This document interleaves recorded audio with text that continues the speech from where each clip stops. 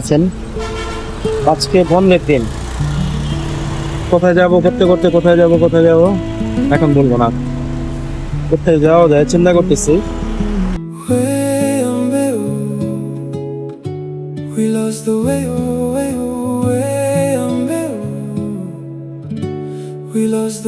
কি অবস্থা সবাই, কেমন আছেন?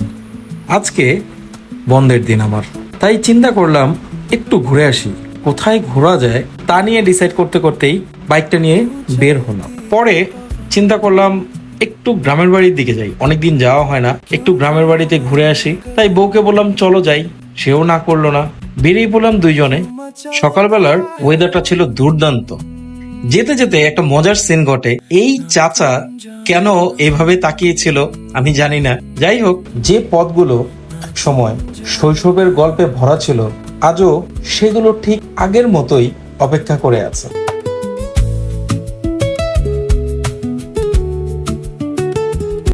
অনেকটা পথ এসেছি, একটু রেস্ট নিয়ে নিই। ওয়েদারটা এত বেশি সুন্দর ছিল যা কিনা বলার বাইরে, তাই না থেমে পারিনি। তাই হালকা একটু রেস্ট নিয়ে আবারও রওনা হচ্ছি।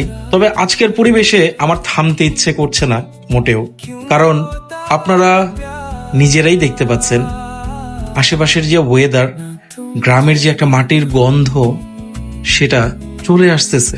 এই মাটির গন্ধে আমি আর মনে হয় বারবার ছুটে যাই আমার গ্রামে। ওই দূরে ধান ক্ষেতের ছোট্ট ঢেউ দেখা যাচ্ছে। এসবের মাঝে এসে মনে হয় সুখ আসলে খুব সাধারণ কিছু জিনিসেই লুকিয়ে থাকে।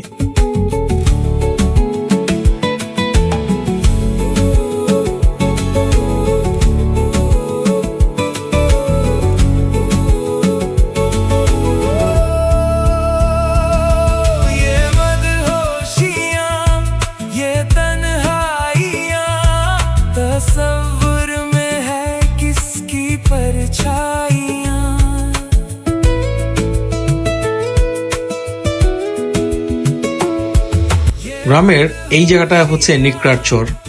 বন্ধু বান্ধবদের সাথে কতটা বিকেল যে আমি কাটিয়েছি এখানে তার কোনো হিসাব নেই। তাই দেখে একটু থামলাম। ওখান থেকে কিছু দূর সামনে গিয়েই বাবার এক বন্ধুর সাথে দেখা। বলল বাবা কবে আসবে, বাবার খোঁজ খবর নিলেন। তারপরে আবার রওনা দিলাম। বাড়িতে অলমোস্ট ঢুকে গেছি।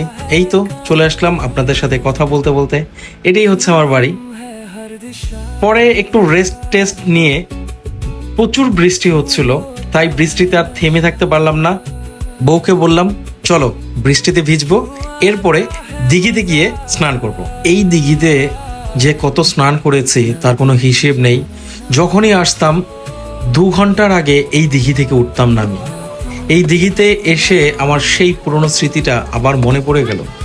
মনে হচ্ছে আমি ঠিক সেই শৈশবে ফিরে গেছি। কি জীবনটা ছিল, কত আনন্দের। আমি এই দিঘিতেই সাঁতার শিখেছি। এমনিতেই আমি ঢাকায় থাকি বহু বছর, ছোটবেলা থেকেই, কিন্তু দিঘিতে এসেই আমি সাঁতার শিখেছি। কিভাবে শিখেছি নিজেও জানি না।